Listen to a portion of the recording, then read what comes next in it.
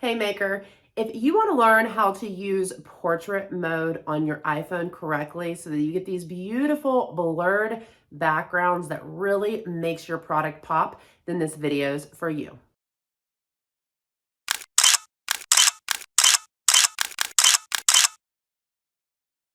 If this is your first time joining me, my name is Christina Nicole, and I am a product photography coach teaching makers like you how to take your own high quality product photos that actually attract more customers and make more sales for your product-based business. So there are two things that actually contribute to creating that beautiful blurred background, which is also called a shallow depth of field. First is going to be the placement of your actual products and props and the relation of them to each other and to the backdrops you're using. Second is going to be the settings inside of your smartphone camera. So in this video, I'm going to take you behind the scenes and inside my camera and show you exactly what you need to do to create those beautiful blurred backgrounds. Let's go. So to start off, I'm going to show you what not to do. So right now, if you take a look at the setup, our props and our product are pretty close to our background, maybe just a couple inches. And inside of our native camera app, what we are set to is photo. So if I tap and set focus on the product and capture the photo, you'll notice that pretty much everything in the image is sharp and in focus. There's two reasons that this is happening. One, our props don't have enough distance from the product, and they also don't have enough distance from the backdrop. So when it comes to creating those blurred backgrounds, we need there to be distance between our backdrops, our props, to create that shallow depth of field. Your photo has to have depth to it. Right now, our products are only sitting maybe 2 inches from the backdrop. Second, we are capturing this image in the native camera app under photo mode. Since we don't have enough space between our backdrop and our props in relation to our product, I'm going to go ahead and move the product and props forward closer to the camera so that we can create more depth in the photo.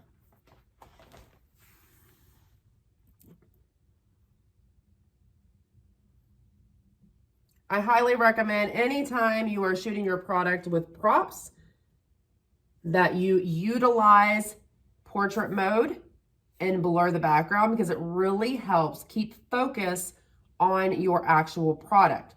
Typically, to achieve that, you can start in the center, at least in the center. That is the closest I would get to your backdrops.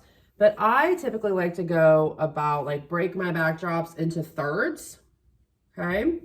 And then we're just going to move our props up as well.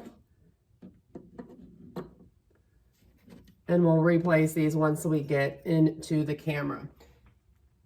Pro tip here, anytime you are placing props, go ahead and make them look visually, aesthetically pleasing to you as you stand over them. But the real magic is going to happen once you're viewing inside of the camera and just making sure we're lining everything up. And we're really going to work to level lines. Anytime you're using lines, we want to make sure we're keeping equal distance between those lines. We also have a lot of shape and texture in the actual candle, so we're going to make sure we turn this front facing. So we have it directly here, and we're in between the lines there as well.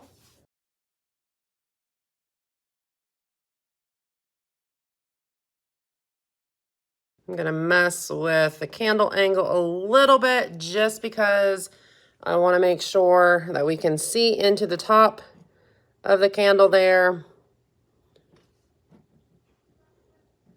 So that's forward facing here. We've got the lines. I'm going to tap, put a little focus on it so we can see a little better. Keep in mind, we're still in photo mode.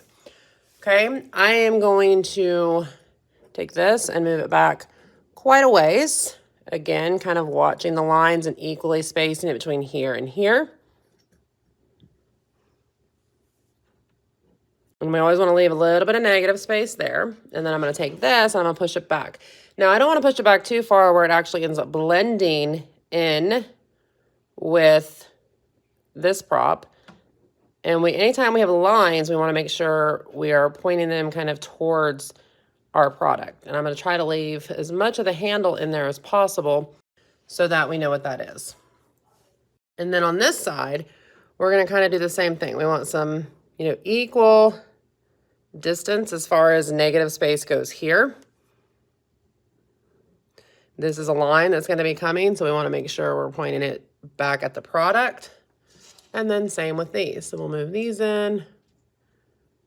Try to create a little bit of separation so we can tell what they are. Again, pointing at the product. So right now we are still in photo mode, but now we have a little bit of distance between our actual backdrop and our product. Probably about 12 inches is what we're looking at from the product to the backdrop, okay? So we're gonna tap to set focus on our actual product, and you can hold it if you wanna lock focus. And we're gonna go ahead and capture a photo in the photo mode. Because you'll notice that now, because we have distance, we are getting a tiny bit of blur, especially in the greenery. But here's where the magic really comes in. So what you're going to do is you're going to move over to portrait. And when you do that, it's going to 3x zoom. So all you do is see that little 3x, you're going to hit that, and it's going to back you out. And then we're going to tap focus again on the actual product. So now you'll notice that the backdrop super blurred. The greenery is blurred. One thing I love too is I've kind of layered my greenery to go this way. So it's kind of framing the candle, which is really nice because it's going to help put a little bit of focus on the candle as well. So the default option in portrait mode is a little blurry in my opinion. A lot of times when we go to start like zooming in, you can see a little bit of blur around the edge of the actual product. And sometimes that blurriness can be very strong from sharp to blurry. And we want it to be more faded. So the really cool thing in the sweet spot inside of portrait mode is you see this little F in the top corner. We're going to click that. And as I mentioned, there is a default setting and it's f2.8. The smaller the F number, the more blur you're going to get in the background. So I tend to find that 5.0 is kind of the sweet spot that really keeps all of the product in focus and creates just this gradual blend to a blur instead of a sharp line of focus and blur. So I've set my focus on the candle. I'm going to increase my exposure a little bit, and then I'm going to capture that image. So let's do a quick recap here. Here was the image that we took when the product and props were really close to the backdrop in photo mode. Next, here's the picture we took where we created some distance, created some depth in our setup, but we were still shooting in photo mode. Then I took it a step further and I moved over to portrait mode and created a shallow depth of field with a small F number, and these were the results. Now I want to show you one more quick amazing tip. So let's say we go back to that default of f2.8 and we capture that photo quick, take you into that actual photo. We're going to hit edit. Okay, and I'm going to go ahead and, oh, that's not what I want to do. Frame, but I want to keep it as a 4:3. So we're going to hold that aspect ratio.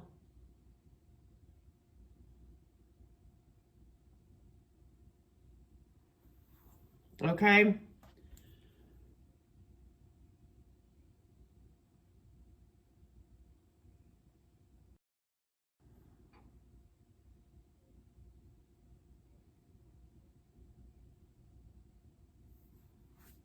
Okay, let's hit done.